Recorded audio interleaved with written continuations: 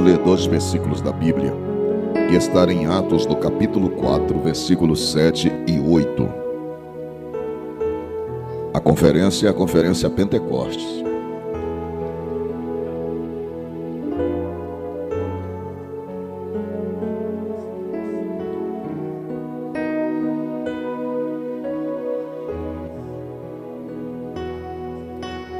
E pondo-os no meio, perguntaram: com que poder ou em nome de quem fizeste isto? Então, Pedro, cheio do Espírito Santo. Pedro o quê? Tome seus assentos.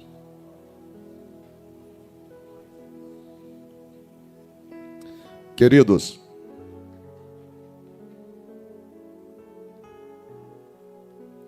esses homens agora estão com muita coragem. Estes homens agora estão dispostos a morrer pelo Evangelho. Esse homem que vai levantar agora, cheio do Espírito Santo, e que vai abrir a boca diante do Sinédrio, que era a maior autoridade daquela época, com uma autorização dada por Roma, eles tinham direito até de sentenciar alguém à morte, era o Sinédrio. Numa comparação com os dias atuais, era como se fosse o Superior Tribunal Federal dos nossos dias, que tem poder como uma última palavra em nossa nação no que tange a lei, guardião da lei e da ordem. Eles tinham esse poder de dar intervenção na vida de uma pessoa. E Pedro está nesse momento agora, sendo interrogado por Anás, Caifás e por os principais dos sacerdotes. Homens esses que um dia já estiveram como sumo sacerdote, ou homens que tinham grande relevância dentro daquela nação.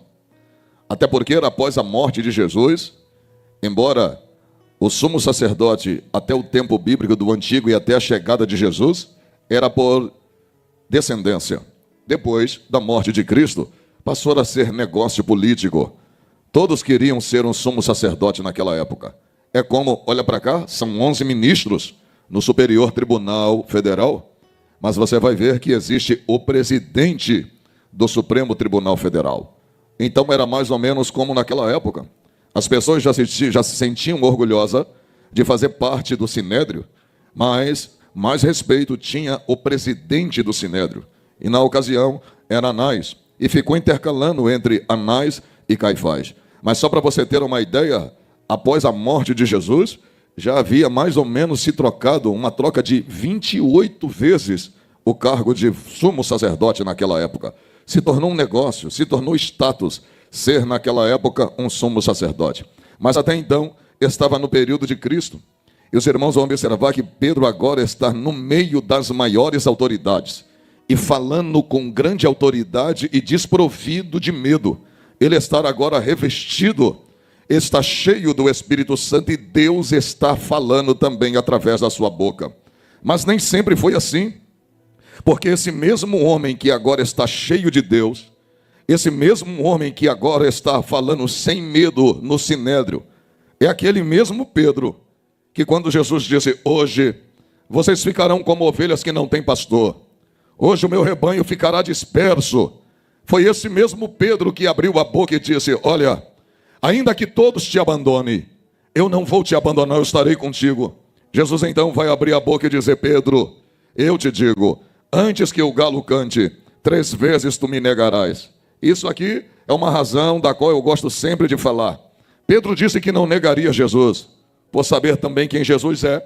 Apostou todas as fichas: eu estou contigo, sei quem tu é verdadeiro. Tu és o Filho de Deus, tu és o Messias, tu és cheio do Espírito Santo, tu faz o bem por onde passa, nunca deixou um lastro que pudesse manchar sua reputação, seu caráter. Eu sei quem tu é, e ainda que todos te deixem, eu vou estar ao seu lado. Mas quando Jesus disse para ele: você vai me negar antes que o galo cante, você me negará 3 vezes. Sabe o que eu aprendi com isso? Pedro conhecia quem era Jesus, mas Pedro não conhecia quem era si próprio. Eu vou falar. Olha para mim, Pedro foi provado, diga provado. Quer ver como é que ele foi provado? Opa, você andava com ele, eu não andei. Você fala igual a ele, eu não falo. Você era discípulo dele, eu não sou. Olha para mim, aprenda. Quem tenta a gente é o diabo. Quem prova a gente é Deus. Deus não pode tentar e nem ser tentado e não tenta ninguém, diz Tiago. Mas Deus prova seu amor para com nós, sendo nós ainda pecadores, no mundo tereis aflições. É Deus que prova. Deus provou Jó, sim ou não?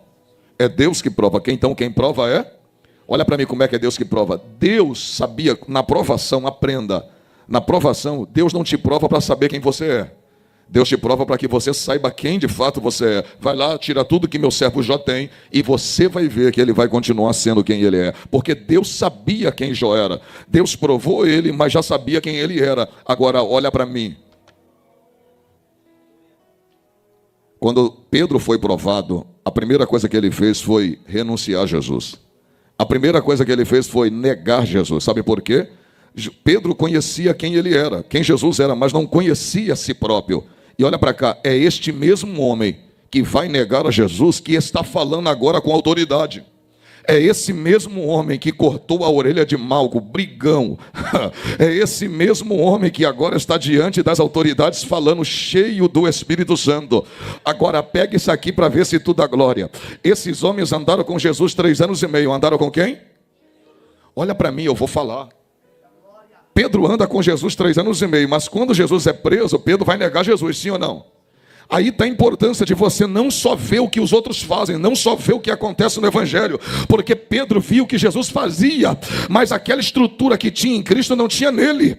Ele observava tudo, glorificava, olha, meu mestre é espetacular, meu mestre é sem igual, ele é incomparável, ele é o Messias, ele é o Filho de Deus, ele é Deus. Ele sabia quem Jesus era, mas ele mesmo não auto se conhecia.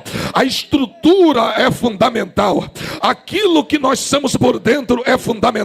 A estrutura que nós temos pelo lado de dentro é fundamental. Sabe por quê? Porque a indumentária que às vezes a gente veste no Evangelho, que somos fortes, que somos homens de Deus, que somos mulheres de Deus, uma hora ela será confrontada. Uma hora ela será confrontada com a tentação do diabo. Uma hora ela será confrontada com a aprovação de Deus. E é nessa hora que a prova vai dizer na sua cara quem você é. É nessa hora que a tentação vai dizer quem você é. É nessa hora que você sozinho, sem ninguém tá te vendo, sem ninguém tá te olhando, teu pai não tá te vendo, teu marido não tá te vendo, seus filhos não estão te vendo, ninguém está te vendo. Quando você estiver sozinho, com todas as possibilidades de manter-se certo ou de fazer o errado, é nessa hora que você vai saber quem você é.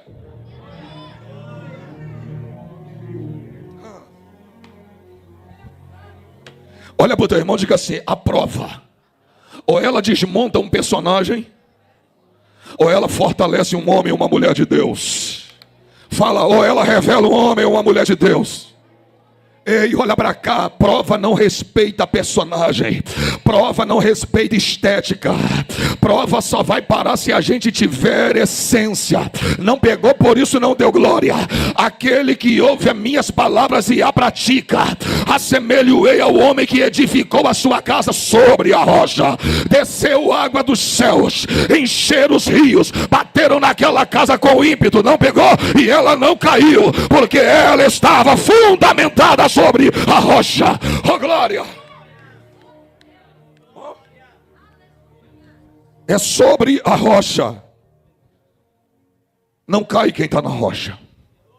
Não cai quem está em Jesus. Eu vou falar. Personagens caem. Aparência se desmonta. Mas quem está com essência permanece. Você não pegou, por isso não deu glória. Eu não sou da turma do pão. Eu não sou da turma do milagre, que está no Evangelho pelo que Deus faz. Eu sou daquela turma de João 6. Todo mundo foi embora, só ficou os 12. O grandão da Galiléia falou, não quereis vós embora? Aí Pedro abriu a boca e disse, para quem? Tem gente que ainda leu o texto errado. Diz, para onde iremos nós? Não. Para onde é lugar? Para quem é pessoa? Lugar eu vou para qualquer lugar, mas pessoa só tem uma. É só tu que tens a palavra de vida eterna. Oh glória!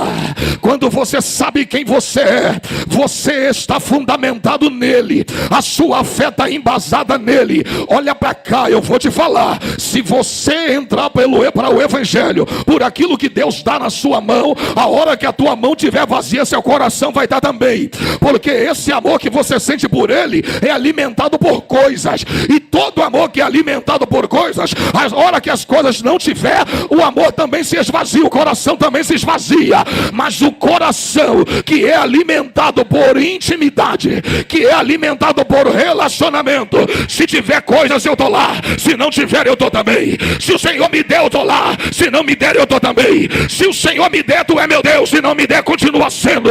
Eu não te adoro pelo que tu faz, eu te adoro pelo que tu é. Haja o que houver, tu sempre será Deus. A glória é relacionamento e não interesses.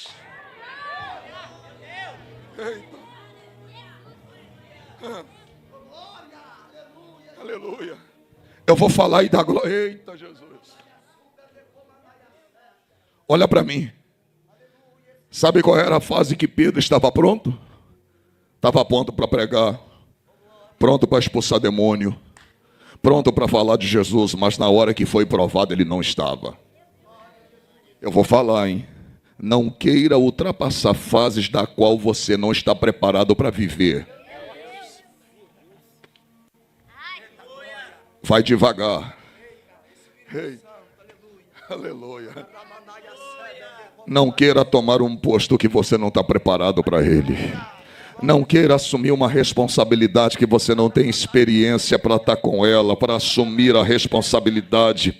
Porque tem coisas que eu preciso apenas estar vivo para ter, mas tem coisas e lugares que eu preciso de experiência e vivência para administrar. Oh glória, é o tempo vai sendo passado pouco a pouco. Eita, glória, não é do seu jeito. Lembra quando Pedro cortou a orelha do Malco lá no Getsêmani? O grandão da Galileia disse: Pedro, não é do seu jeito, é do meu. Isso aqui é propósito, é plano, não é o seu desejo. Você que tem que enquadrar-se dentro do propósito e não o propósito enquadrar dentro da sua vontade. Ô Pedro, eu vou restituir a orelha de Malco agora. É esse homem, olha para cá, é esse homem que deu trabalho no evangelho.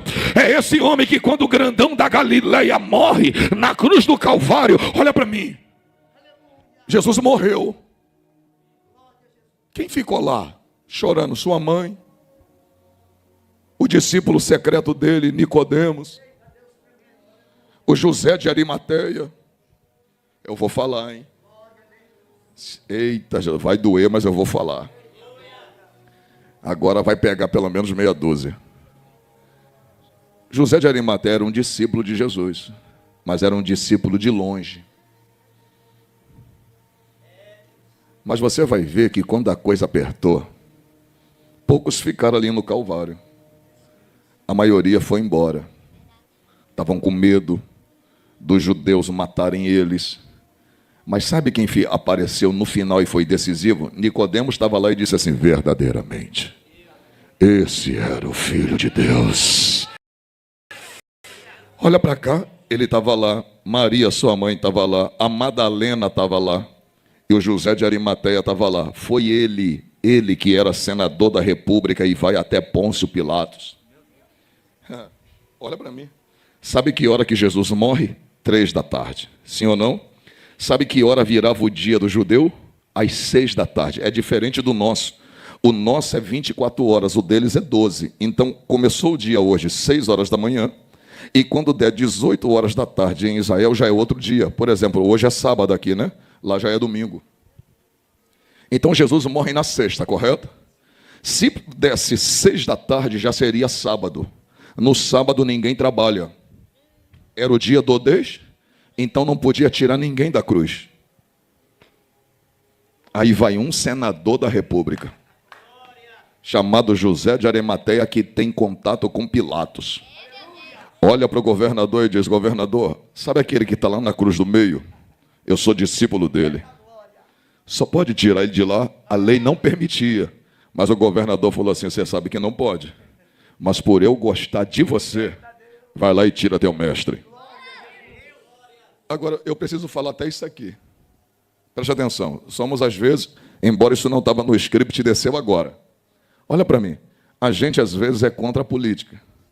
Mas você vai ver que se não fosse um político, Jesus morreria na cruz e ficaria putrefando sem direito a um enterro. Você está vendo que naquela hora não foi um profeta que foi a Pilatos, que o Pilatos não ia ouvir o profeta. Mas teve que ser alguém que tinha acesso ao governo para ter palavras, falar com o governador direto e liberar o mestre. Aprenda, a gente não pode ter uma mente retroagida. A gente não pode ter uma mente que esteja limitada, a gente tem que ter uma mente ampla, a qual a gente possa olhar para frente e saber que Deus vai usar pessoas nos lugares certos. Quer ver uma coisa? Lembra quando Assuero assinou o decreto para matar todos os judeus? Por causa daquela armação de Amã? Sim ou não? Teve algum profeta que foi lá pedir para não matar? Ou foi Esté, que era hebreia, que foi colocada na posição certa e no cargo certo? Você está entendendo? Tem gente aqui que nem todo mundo que está me olhando, Deus vai usar aqui. Tem gente que Deus vai usar em qualquer outro lugar, vai usar na faxina, vai usar como doutor, vai usar como médico, vai usar como engenheiro. Na posição que você está, Deus vai te usar. Não, mas a política é do diabo. Não, o diabo que entrou na política. A política é de Deus. É só você olhar a Bíblia, Deus governava Israel. O primeiro governante foi Deus. Quer ver Deus falando da política? Tudo que está aqui no Jardim do Éden é seu. Governe sobre eles. A política é a arte de governar. Amém? A igreja aqui em Governador Valadares vai fechar na pandemia, se tiver outra? Por que não fecha? Por que da primeira vez fechou e agora não fecha? Por que não fecha? Porque o vereador dessa igreja criou um projeto de lei em que a igreja se torna atividade essencial no período de pandemia e não se pode fechar. E por que no outro período fechou? Porque não tinha essa. Agora olha para mim e dá glória só se quiser. Eu posso pregar na Coreia do Norte sem ser preso? Não. Eu posso pregar no Irã sem perder a cabeça? Eu posso pregar no Afeganistão sem ser assassinado? A pergunta é, por que eu não posso? Porque o presidente disse que eu não posso? Ou o parlamento votou um projeto de lei que proíbe a pregação do evangelho? Porque votou o parlamento um projeto de lei e fechou a oportunidade para pregar o evangelho. Agora olha para cá. Quem é que faz essas leis? Diga, os políticos. E quem é que vota neles? Então, quem é o responsável? Ou a gente abre o nosso entendimento, ou a gente será engolido. O Brasil ainda dá para pregar, tá? E perdoe a minha sinceridade, não fica com raiva, não. Sabe por que seu pensamento é assim? Porque você está dentro de uma bolha religiosa. Você está preso dentro de uma bolha de entendimento que você não abre seu entendimento. Se você não sabe, quem mandou matar Jesus foram os líderes políticos daquela época. Os líderes religiosos com influência política. Se a gente não abrir o nosso entendimento, a gente vai ser refém. Você vai para o Ministério Público, tem gente dos camaradas lá. Você vai no STF, tem gente deles lá. Qualquer lugar da camada da sociedade tem. Você vai para as faculdades federais, acabou, não se estuda mais, se estuda ideologia. E o que a gente está vendo agora? Se a gente não avançar, a gente vai ser engolido sem direito a nada. Vamos para a Bíblia, e aqui a gente já entra no texto de novo. Saulo disseminou a ideia, esses crentes aí, eles são hereges, eles estão pregando uma heresia. Saulo espalhou a notícia em Jerusalém. Quando ele espalha a notícia em Jerusalém, sabe o que ele faz? Enquanto eles acusam a igreja, ele não podia fazer nada, porque era só acusação sem poder de prisão. Mas o dia que ele foi até o Sinédrio, as autoridades daquela época, e pegou carta com autorização que poderia perseguir a igreja, ele perseguiu, arrastou a igreja, tirou os crentes de dentro das igrejas, arrastou pelo meio da rua e alguns ele matou. Sabe por quê? Porque agora não era apenas a fala, não era apenas a acusação. Agora a acusação ganhou força com a lei e através da lei ele conseguiu força para fazer o que ele queria. Você não está vendo o que está acontecendo no Brasil? Estão só chamando a gente de quê? De conservador, um povo retrógrado, que está aí sempre retroagindo, agora é uma nova cultura. A gente é o próximo alvo. Pode observar, ninguém persegue outra religião. Alguém persegue o catolicismo? Alguém persegue o budismo? As testemunhas de Jeová? O alvo é só a gente. Agora dá glória se tu quiser. Por que ninguém persegue outra religião? Porque Buda foi uma excelente pessoa, mas está morto. Joseph Smith foi uma excelente pessoa, fundador dos mortos, mas está morto. Aleluia. João Paulo II foi um excelente papa, mas está morto. Ah, pastor, mas por que ninguém fala? Porque ninguém quer sair pela rua pregando sobre quem está morto. Agora, por que a igreja é perseguida? Porque tem, quando eu fui lá em Jerusalém, está escrito lá no jardim do túmulo, aleluia, ele não está mais aqui. O grandão da Galileia ressuscitou. Oh, glória! Ele está vivo, ele vive para todo sempre, aleluia!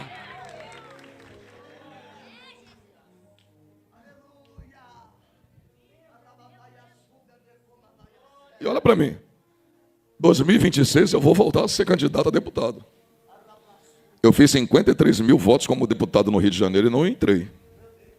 Aí você fala assim, Trovão, mas por que você quer? Porque tem lugar que eu não consigo entrar como pastor. Mas tem lugar que eu consigo entrar como político. E lá como político eu entro e exerço a minha função de pastor. E não vão me prender. Se eu quisesse estar lá, agora eu fiz 53 mil, podia fazer uma negociada de ser deputado. Só que eu não vou entrar pela porta dos fundos. Eu vou entrar pela porta da frente. Não me corrompi, não precisei. E olha o que me ofereceram. Até hoje, agora nessa eleição agora, se eu quisesse estar milionário, eu já estaria. De forma legal, nada fazendo nada errado não. Só que eu não vou botar meu nome com gente errada.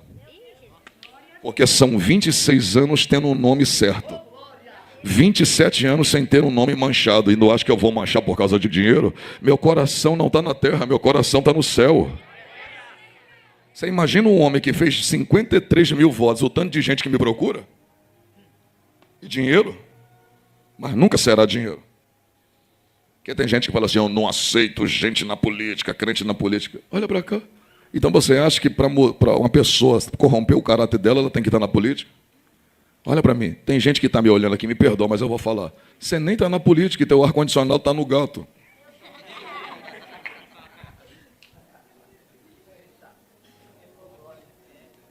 Você precisou estar na política para se corromper? O policial aqui de Minas para você no carro e você fala, o documento está atrasado, não reboca não. Toma 100 reais aí, me ajuda. Você dentro do carro, sentado no seu banco, você se corrompeu e quer corromper o agente. Me perdoa a minha sinceridade.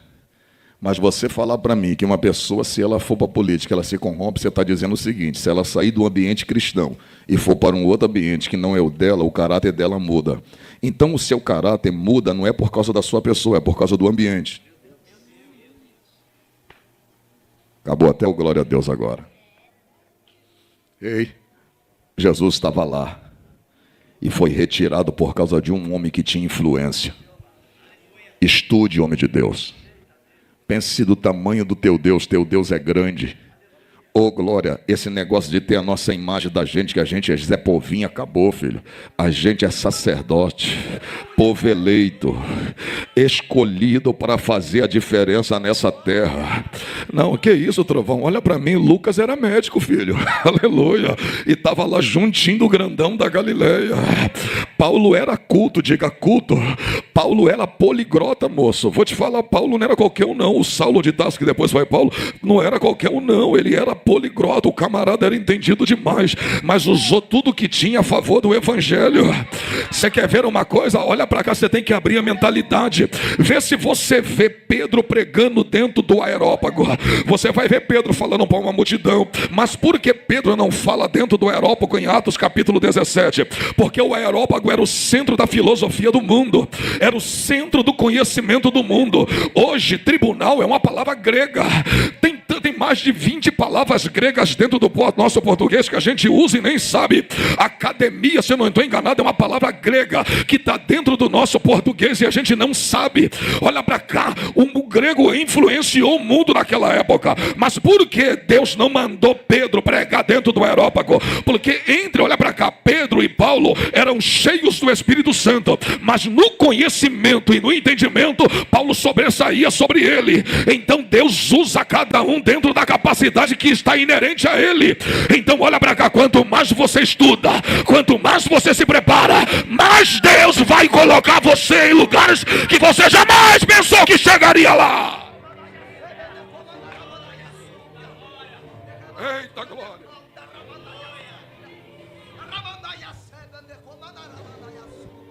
Tem gente abandonando os estudos por causa da obra. Deus te mandou? Deus mandou você largar tudo para largar o serviço para fazer a obra? Se Deus não mandou, fique aí, porque é um tempo determinado para todas as coisas. Olha para mim para ver se tu dá glória. O grandão da Galileia tinha ressuscitado, diga ressuscitado. Mas os discípulos, olha para cá, Jesus está ressuscitado e eu vou entrar no texto. Coloca aí, João capítulo 19, versículo 20. Muitos dos judeus. Não é esse. João, peraí. Capítulo 19, bota capítulo 20, versículo 19. Olha lá. Chegada, pois, a tarde daquele dia, o primeiro dia da semana, estando os discípulos reunidos com as portas, o quê? Por medo dos... Chegou Jesus no meio deles e disse, Pai, seja... Jesus tinha ressuscitado. Mas como os discípulos já tinham apenas ouvido, mas não tinham visto que ele ressuscitou, eles ficaram presos dentro da casa da Galileia com medo. Fala para o teu irmão assim, o medo aprisionou eles. Olha para cá, eles tinham visto que Jesus tinha ressuscitado, ouvido, mas não tinha visto eles ainda. E eles disseram assim, ó, se a gente não viu Jesus e ninguém está vendo que ele ressuscitou, então é melhor a gente ficar calado aqui dentro, porque vão nos matar e vão dizer que ele era um impostor. Mas ele tinha ressuscitado. Como eles não tinham visto Jesus ainda, eles estão dentro daquela casa com medo de sair para a rua para pregar o evangelho. Por quê? A gente viu Jesus crucificado, mas cadê que ele ressuscitou? Lembra o que eu falei minutos atrás? Os discípulos estão presos dentro de casa porque não tinha visto ainda Jesus com seus olhos. Sabe por quê? Ninguém tem coragem de sair para a rua para pregar sobre quem está morto. Ninguém tem coragem de sair para a rua para anunciar quem morreu. Agora, quando eles pensam que Jesus está morto, chega o grandão da Galileia no meio deles e diz, paz seja convosco. Agora, vê se tu dá glória. Olha para cá. Eles estão dentro daquela casa na Galileia com medo de morrer. Diga, com medo. Fala para o teu irmão assim, eles estão presos por causa do medo. Agora pega isso aí. Se tu não der glória, eu vou soltar esse microfone agora. Coloca aí, João capítulo 4, versículo 4. O capítulo que eu li. Não. Atos 4, versículo 4. Perdoe. Atos 4, versículo 4. E muitos, porém, dos que ouviram. Versículo 3. Perdoe. Deitaram mão neles e os encerraram até o dia ser. Sabe quem é esses aí? Esses aí são aqueles que estão dentro da casa na Galileia e estão presos por causa do... Agora no capítulo de número 4, verso 3, é o mesmo Pedro e o mesmo João. Você sabe por que agora eles vão ser presos? Olha para cá. João 20, 19, eles estão presos por causa do medo. João, Atos capítulo 4, versículo 3, eles vão ser presos por ausência de medo. Aleluia. Oh, glória. Não, se tu não pegar, eu vou parar. Trovão, o que tem no meio de João capítulo 20, versículo 19 e Atos capítulo 4, versículo 3? O que tem no meio desses dois aí? Qual é a diferença de um capítulo para o outro? É que no meio, Atos 2, eles estão dentro do Pentecoste, eles estão dentro do cenáculo agora, estão buscando a presença do Espírito Santo, e a Bíblia diz, e cumprindo-se o dia de Pentecostes, estavam todos reunidos e assentados em um mesmo lugar. De repente veio do céu um som, como um vento veemente e impetuoso, e encheu toda a casa em que estavam assentados e reunidos, e foram vistas dentre eles línguas repartidas como que de fogo, as quais pousaram sobre cada um deles, e todos foram cheios do Espírito Santo, e as quais falavam em línguas conforme o Espírito Santo lhes concedia que falassem.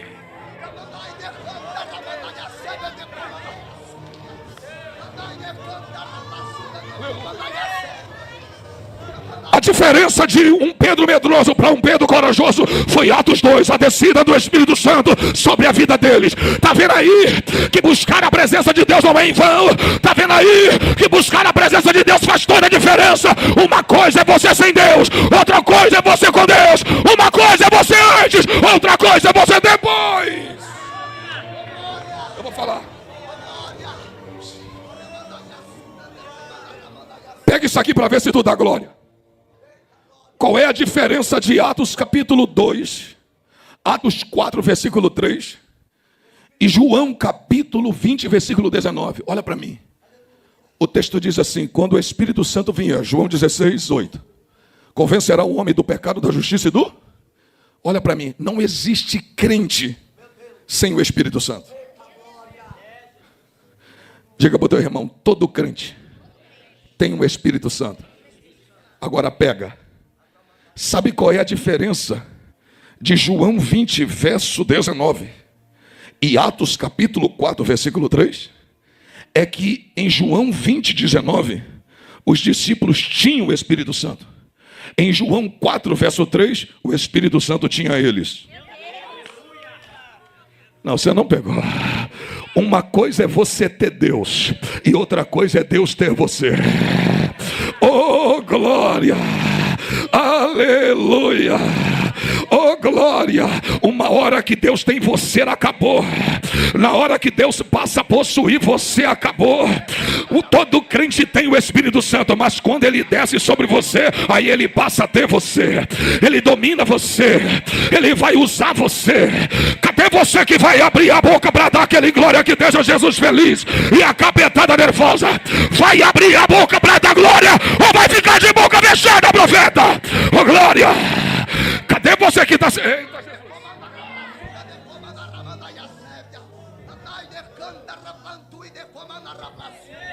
olha para o teu irmão e diga assim: quando você aceita Jesus, o Espírito Santo reside em você. Quando você é batizado com o Espírito Santo, ele passa a presidir você.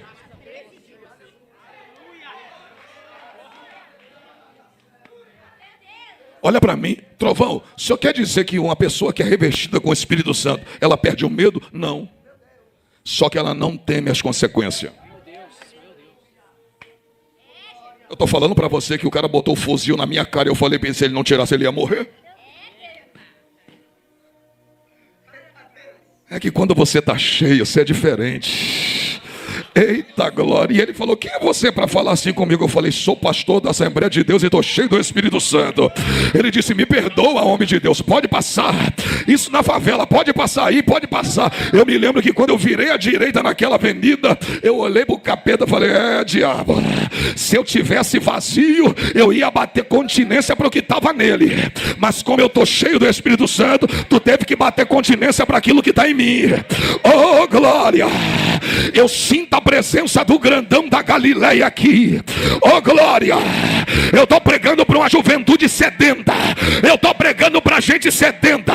Porque num dia de sábado como esse, para você vir aqui, é porque você está com sede de Deus. Num dia de sábado como esse, para você sair da casa e estar aqui, é porque você tem vontade de buscar a presença de Deus. E não há ninguém que busque essa presença que volte para casa de mão vazia. O Senhor te revestirá de poder e de autoridade.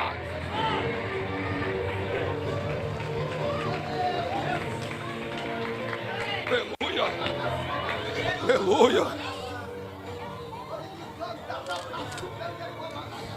Aleluia. Eita. Oh glória. Ei. Sabe qual é o problema aqui quando Deus te reveste? É que quando eles olharem para você, eles verão as mesmas pessoas que estão habituadas a ver. Mas as atitudes vai ser diferente. Você vai vivenciar coisas que você nunca viveu. Isaías 44, 3. Derramarei água sobre o sedento. Você não pegou? Pode ler o texto. Não é sedentos, plural. É sedento, singular. É Deus dizendo. Sabe por que é singular? Porque não é todos que têm sede, mas aquele que tem. Eu vou matar a sede dele. Oh glória! e rios sobre a terra seca. Você não pegou? Você e eu somos o rio de Deus. E aonde tiver uma terra seca, a gente vai regando. Regando com a palavra de Deus. Não, você não pegou. Que isso, moço? Pelo amor de Deus. Coloca Atos capítulo 8, versículo 8 aí. Moço, eu estou falando de um homem só. Eu não estou falando de um exército de crente que está pregando, não. Eu estou falando de um homem só. E pelo que houve grande alegria naquela cidade. Sabe quem está nessa cidade? Um único pregador. Sabe qual é o nome dele? Felipe. Sabe qual é o cargo dele? Diácono. Mas sabe como ele vive? Cheio do Espírito Santo. Oh glória! Um homem só impactou uma cidade inteira. Um homem só mudou a vida de uma cidade inteira. As multidões desciam até Filipe para ouvir o que Deus tinha através da vida de Filipe. Olha para mim, se um homem só fez a diferença numa cidade, porque eu e você não vamos fazer a diferença na nossa casa, não vamos fazer a diferença na nossa rua, no nosso bairro, aonde a gente trabalha. Oh glória! Eu vou falar, naquela faculdade você não pode ficar assim, ó. Trovão, mas eu fui ali para aprender. Mas quando no intervalo ou dentro da sala, quando você chegar, o ambiente daquela sala tem que mudar.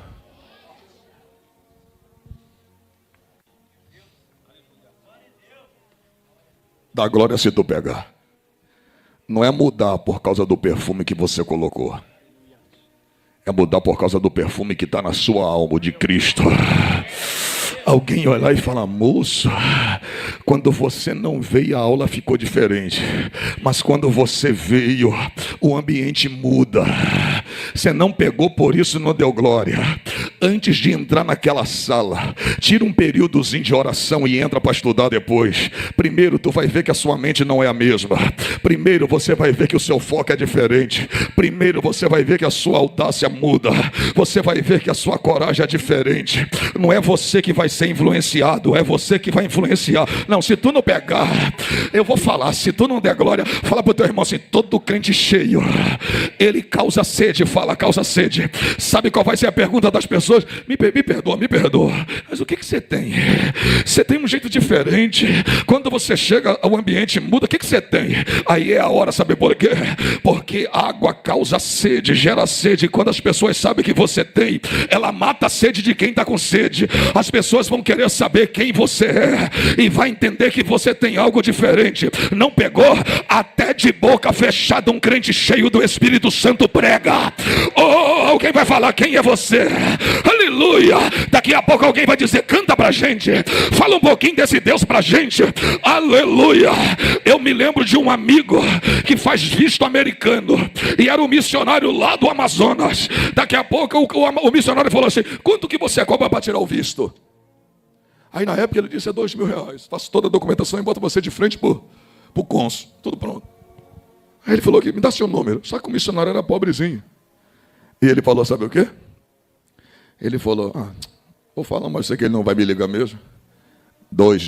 5 dias depois, o missionário tinha o dinheiro na mão. Ele disse: está aqui, ó. Me dá seu número da conta que eu vou depositar. O missionário depositou. Aí daqui a pouco ele começou a fazer o processo de pergunta: o que você tem? Onde você mora?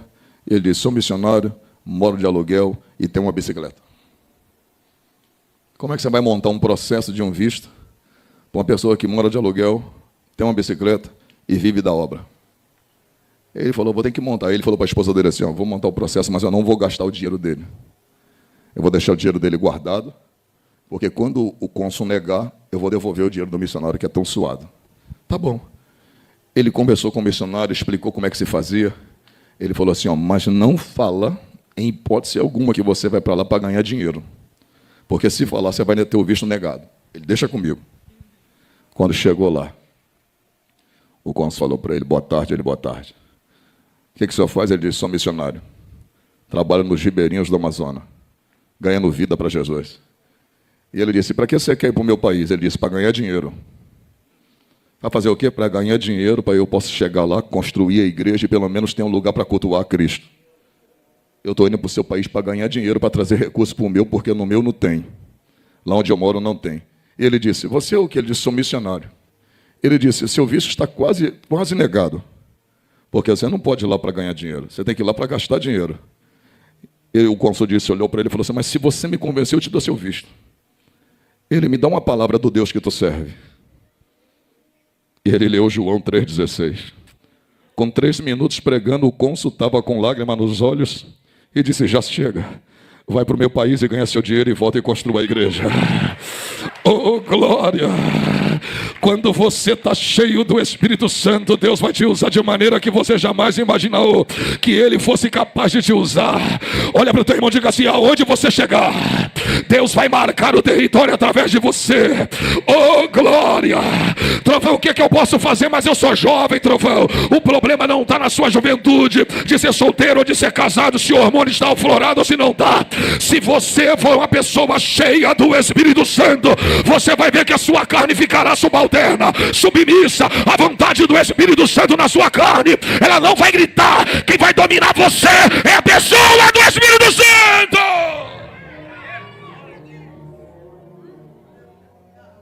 Ei. Você sabe que Paulo, depois que se converteu, não casou, né? Você já viu Paulo orando nas suas cartas? Mortifique meus membros. Sabe o que ele está dizendo? Tira minha vontade como homem. Eu decidi ser eunuco. Eu não vou casar mais, eu não quero mais nada, eu vou viver só para ti. Então tira a minha vontade como homem.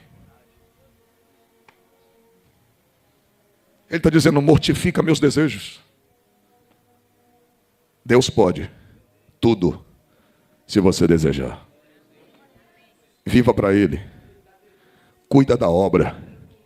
Cuida do reino, das coisas do reino, que o reino vai cuidar das suas coisas. Eita glória! Eu estou com uma juventude aqui na igreja que tem sede. Eu estou com pessoas que saíram de casa porque estão com sede. Ei, agora olha para mim. Cumprindo-se o dia de Pentecostes, estavam todos reunidos no mesmo lugar.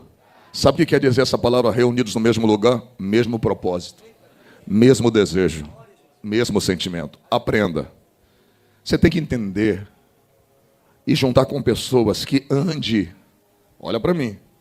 Se você quer alcançar um objetivo diante de Deus, se você entende que às vezes com mais alguém é melhor do que só, então ande com pessoas que têm o mesmo propósito.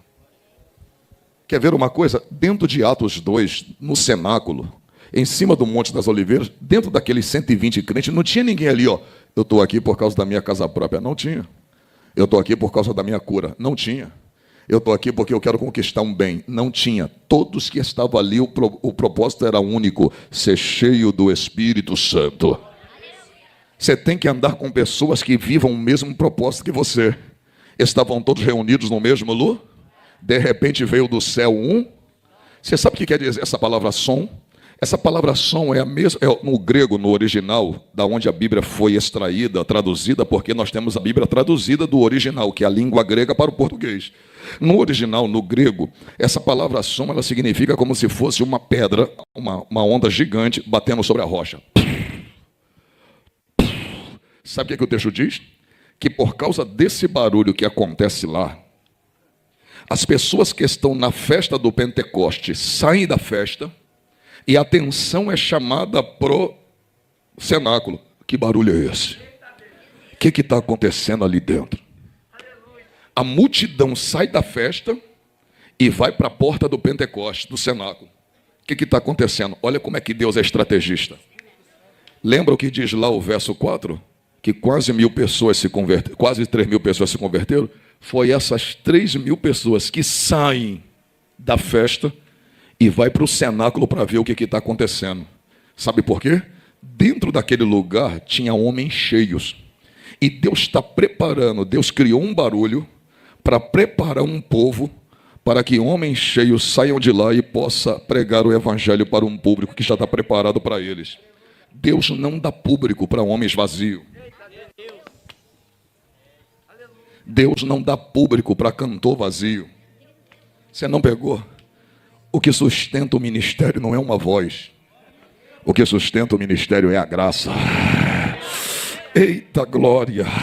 Pode cantar com a técnica que você quiser. Marisa Monte também canta bonito, Caetano Veloso, tantos cantores cantam bonito. Esses cantores seculares cantam bonito. Tem outro aí, cabelinho enroladinho, que eu esqueci o nome dele. Djavan canta bonito. Opa! Todo mundo, muita gente sabe cantar. Agora é a graça que faz a diferença. Oh, glória! Você não pegou trovão, mas uma multidão ouve Djavan. Djavan tem público, mas não ganha almas. Aleluia. Você não pegou? A mensagem, olha para mim. A mensagem de um cantor entra no ouvido e desce até a alma porque mexe com as emoções. Mas a mensagem de um pregador vai no ouvido, desce na alma e atinge o espírito, juntas e medula. Oh, glória! Porque essa palavra é viva e eficaz. Ela é mais penetrante do que uma espada afiada de 2 gumes. Atravessa juntas e medulas e está apta para discernir as intenções e os pensamentos do coração do homem. Ei! Aquela multidão estava lá. Olha para mim. Pega. É que não vai dar tempo. Eu estou na introdução. Olha para mim. Pedro recebe o Espírito Santo. Atos capítulo 2, versículo 14. O texto diz assim: e levantou-se Pedro e os demais. Agora pega. Se você entrar no evangelho com interesse, não, eu queria que Deus me desse um nome igual deu para o trovão. Moço, se você entrar no evangelho com o pensamento de ser famoso, embora eu nunca desejei isso, você vai ficar frustrado. Agora pega isso aqui e dá glória se tu quiser. Quantas pessoas estão dentro do cenáculo buscando poder? 100 O nome dos 12 você conhece. E o nome dos 108? Eu não sei. Agora pega. O mundo não foi transformado por quem recebeu cura. O mundo não foi transformado por quem recebeu multiplicação de pães. O mundo foi transformado por quem recebeu poder. O evangelho só chegou aqui em Governador Valadares por causa de uma escala que começou lá em Atos 2. Aleluia! Oh, glória! E chegou até aqui por causa de 120 homens cheios do Espírito Santo. Oh, glória! Aleluia!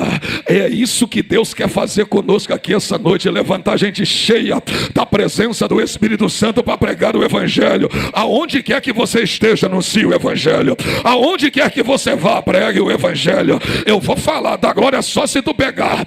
Ô meu querido, olha para mim, tem uma vergonha que alguns crentes passam. Tem gente que bate no peito e diz: eu sou macumbeiro.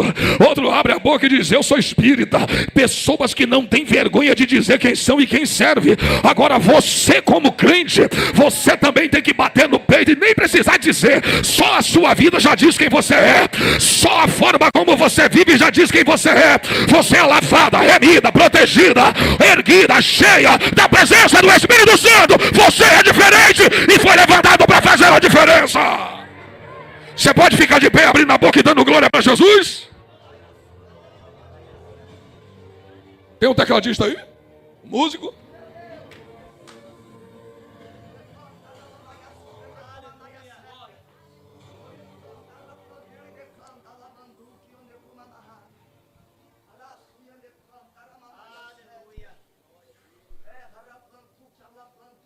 Ei, olha para mim.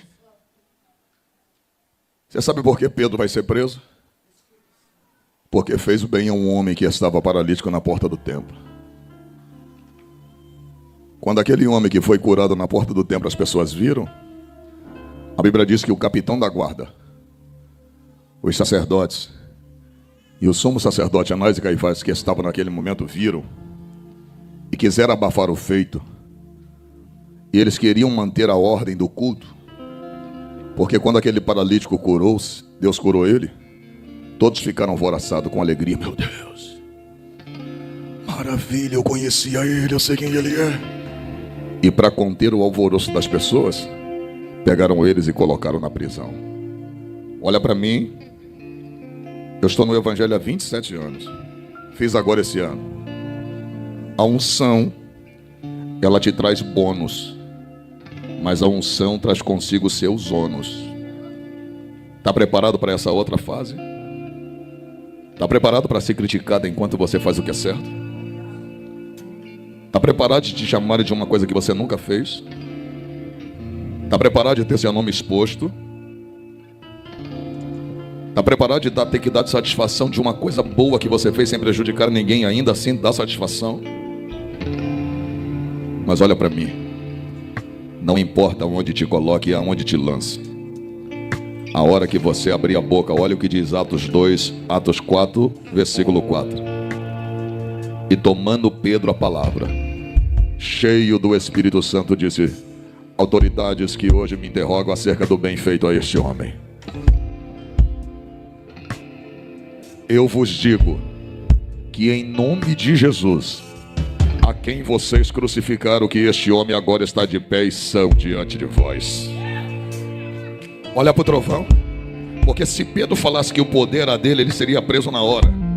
Mas quando eles perguntaram, em nome de quem, com qual poder vocês fizeram isso? Ele disse, em nome de Jesus e com o poder do Espírito Santo. Oh, glória! Está preparado? Mas Deus vai honrar vocês.